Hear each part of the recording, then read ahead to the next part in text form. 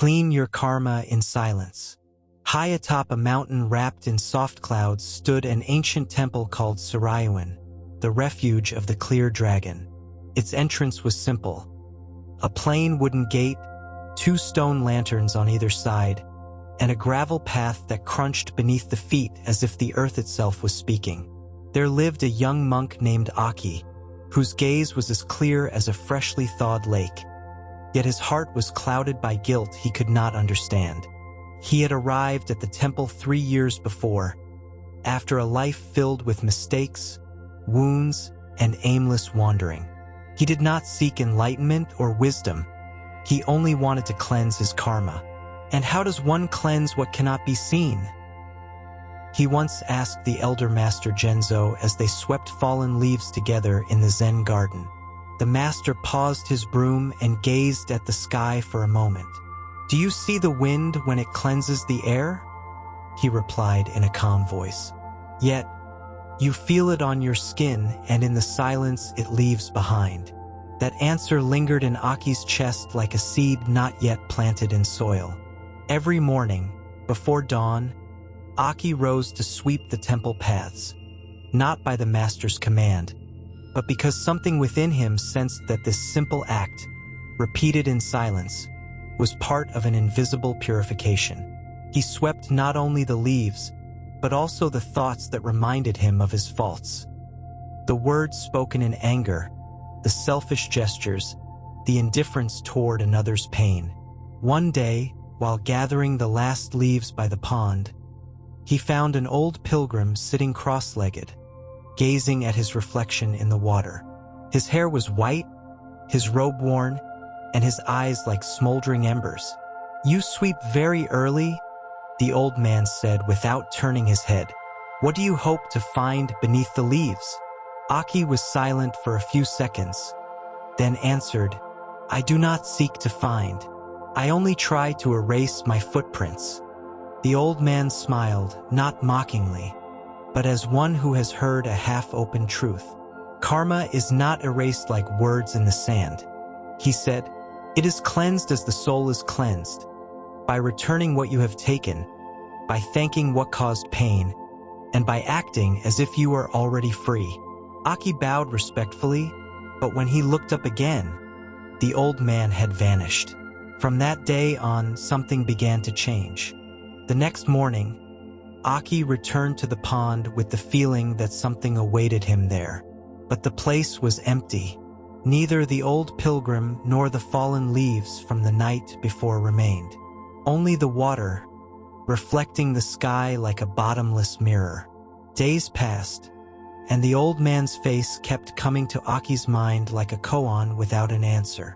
Aki began to observe himself more carefully. He noticed how every thought that arose carried intention, how his daily gestures were tinted by memories of the past. He discovered that the way he served tea, the way he looked at the master, the way he listened to the birds was not neutral. Everything bore the shadow or the light of his previous actions. One afternoon, while helping the elder monks polish the Buddha statues in the inner hall, Aki asked, "Master Genzo, how can one know if they are cleansing their karma or just repeating it?" The old monk did not answer immediately. He finished cleaning the statue's forehead and then, without looking at Aki, said, "When you clean with anger, you dirty. When you clean with guilt, you accumulate. Only when you clean with understanding, do you truly cleanse." Aki nodded, though the phrase echoed inside him like a distant gong, its meaning not yet fully clear. That night, as he walked alone through the garden, he thought of all the times he had acted hoping to be forgiven, as if the universe kept a ledger of his mistakes. Perhaps, he told himself, karma is not a sentence, but an opportunity to look again with new eyes at what once was done without awareness. When he reached his room, he leaned the broom against the wall and lit a small oil lamp. He sat in silence, without praying, without meditating, just observing. And in that silence, for the first time, he did not feel guilty, only human. The days began to flow like the valley's stream, without rush, without intention, without obstacle. Aki continued his routine of simple tasks, sweeping, serving tea, tending the rock garden, but something in the way he did them had changed. He no longer performed them to cleanse his karma, but as if the act itself was enough, as if each moment lived well erased, by itself, an echo of the past. One morning, returning from gathering firewood in the forest, he found Master Genzo watching how the wind played with the prayer flags hanging along the corridor. He said nothing for a long while. He just watched as if reading the air. "Aki," he finally said, without turning his head, "do you know what carries more karma than a bad deed?" "What is it, Master?" "A good deed done out of fear." Aki frowned. "Even if it's doing good?" Genzo then turned, his gaze sharper than a katana's edge. "The universe does not hear your actions. It listens to the root of your actions." Aki remained silent. He then understood that cleansing his karma was not about doing good out of a desire for redemption, but living with integrity without hiding behind forms. It was not enough to appear peaceful. He had to be peaceful. It was not enough to avoid mistakes. He had to understand them. That night, in the small room where he slept, he lit a candle before the altar. He did not ask for forgiveness. He asked for nothing. He simply bowed deeply, as if his soul was paying reverence to time itself. Then he stepped out into the courtyard, lifted the broom, and began to sweep, even though there was not a single leaf on the ground. As the days passed, the other monks began to notice that Aki no longer moved as before, not from fatigue, but from lightness. His steps were serene, his silences longer, and his smile no longer a mask hiding pain, but a breeze brushing the faces of others, asking for nothing in return. One afternoon, while sweeping the temple steps, he was summoned by Master Genzo. The elder awaited him in the sutra room, seated before a low table where incense spiraled upward, filling the air with a faint sandalwood scent. "I will give you a different task," the old man said. "You will go down to the village once a week to help the blacksmith. His back can no longer bear the weight of the anvil." Aki blinked, surprised. "Leave the temple? Karma is not cleansed within these walls," Genzo replied, gently tapping the ground with his staff. "Here you only learn to recognize dust, but out there is where you can truly sweep it away." That very week, Aki descended the mountain path. He wore a simple robe, carried a bundle of dried rice, and a wooden bowl hung at his waist. Upon arriving in the village, the townsfolk looked at him with suspicion. Some remembered him from before, when he was another man, when he wore no habit or silence. Their eyes said more than their words. "You? Now a monk?" But Aki did not argue. He simply greeted with a bow and kept walking. He helped the blacksmith for hours, carrying coal, organizing tools, cleaning the workshop. He spoke not of the past nor tried to explain his transformation. He let his actions be the only words.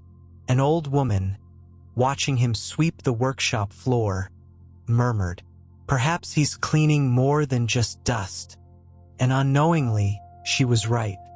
For weeks, Aki descended to the village each new moon, at first in silence, then exchanging greetings and later receiving rice, fresh water, and even smiles. He asked for nothing, but something in his presence made others offer. It was not charisma, it was peace. Yet, the wheel of karma does not always turn smoothly. One cloudy afternoon, while sweeping the workshop entrance, a figure stopped before him. A middle-aged man, hard-faced, jaw clenched. He bore a scar on his left cheekbone, and his gaze was a blade kept sharp for years. "Aki," he said without pretense. The young monk looked up. His body tensed for a moment, then bowed his head in acknowledgement. "Kenji," The man said nothing. He looked at him as if seeing an old shadow that refused to fade. "Have you come to sweep away what you did too?" Aki set the broom aside, not in defense, but in respect. "I did not come to erase, Kenji," he replied softly. "I came to not repeat." Kenji clenched his fists. The past vibrated between them like a dull drum. Long ago, Aki and he were friends, almost brothers, until betrayal tore them apart.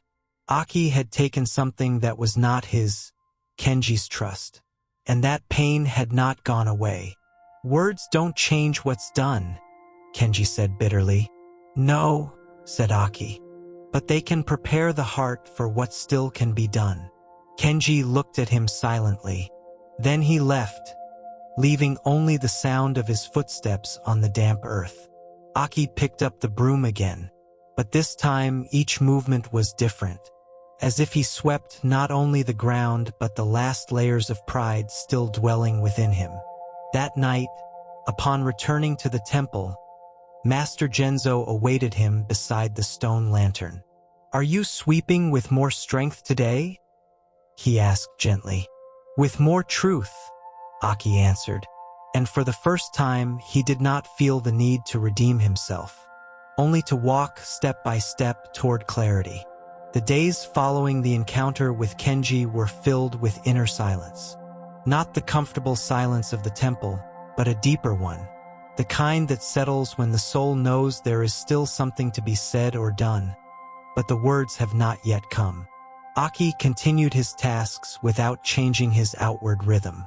But inside he felt a door had cracked open. The past was no longer a ghost. It was a living responsibility. One early morning, while the mist still slept over the fields, Aki descended to the village carrying a small bundle wrapped in cloth. He did not act on impulse, but after many nights sitting before the oil lamp, feeling in his chest the subtle weight of an unsettled debt, he found Kenji repairing a fence near the river. He did not speak at once. He bowed and offered the package with both hands. Inside was an object Aki had once taken without permission. A family-forged knife, a precious heirloom he had sold years before to survive. He had spent much time tracking it down in markets, and now he returned it without words. Kenji looked at him with a mixture of surprise and confusion. He took the package, opened it, and his eyes darkened like water before a storm. But he said nothing. He only breathed deeply. "I did not come to ask for forgiveness," Aki said. "I came to restore what is still possible." Kenji nodded, not with gratitude or emotion, only with humanity. Aki turned and left, without expecting absolution. Forgiveness, he now understood, was not something one could demand. It was like the sun. It arrives when the time and earth are ready to receive it. That night, as he swept the temple garden under the light of a waxing moon, Aki felt something inside him had been cleansed. Not with water, not with fire, but with silent acts born from a heart that no longer needed to justify itself. Genzo, from the pavilion's threshold, watched him in the dim light. "What did you sweep today, Aki?" The young monk smiled gently. "Only dust. But inside, there is more room to breathe." The season changed. The leaves began to turn ochre, and the wind swept through the temple before anyone did. Aki watched how the trees let go of what they no longer needed, without clinging, without tears. He understood that the universe also cleanses, as long as one stops resisting. He no longer went down to the village out of obligation, but as part of his path. He helped wherever needed without expecting recognition. He was just another among others. His silence had ceased to be a refuge and had become a form of listening. He no longer responded with words. He responded with presence.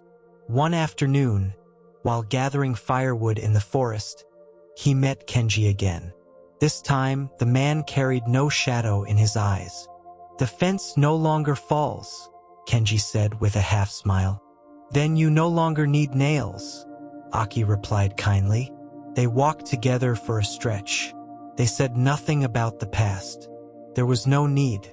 It was as if, walking side by side, they sealed a truth that needed no name, that something had closed. Not with speeches or promises, but with acts lived fully in the present. Returning to the temple, Master Genzo waited for him by the pond, watching how the water reflected the clouds drifting without pause. Aki, he said, have you cleansed your karma? The young monk smiled. I don't know, Master, but it no longer chases me. Genzo nodded gently. Then perhaps it is no longer karma, just experience. Aki sat beside him. Neither spoke. They simply watched the sky's reflection in the water. And for a long while, there was no master nor disciple, no guilt nor redemption. Only two human beings sharing the moment, like sharing a sip of tea. Winter arrived with its white cloak, silent like a teaching that no longer needs words. The Sarayuan temple was covered in a light snowfall, and each step in the garden left footprints that melted away with the sun. Every morning, Aki swept with the same old broom, even though the ground was clean, even though no leaves remained. A visitor, watching from the gallery, asked Master Genzo, "Why do you sweep when there's nothing to sweep?" The master smiled, as if hearing an ancient question spoken in a new voice. "Because there is no one to sweep either." That night, Aki sat in the entrance hall, wrapped in his cloak, watching the snowflakes fall without a sound. He thought about his journey, the pain, the fall, the learning, but not as a story to tell, rather as a current that had passed through him, washing away what was no longer needed. Inside him, there was no guilt or pride, not even the desire to be better, only a calm clarity, like the sky after a long storm. He understood then that cleansing karma is not a heroic act, nor a penance. It is simply living awake, observing the source of each gesture, choosing with awareness, being one with every step. A final dry leaf fell from a nearby tree and landed at his feet. Aki picked it up carefully and let it drift into the air. The wind carried it away. "Thank you," he whispered, not knowing exactly to whom. And in that moment, he understood something that could not be said. We are not what we did, nor what we will do, but how we are with what we are now. He closed his eyes and breathed deeply, and the world, for a moment, seemed to exhale with him.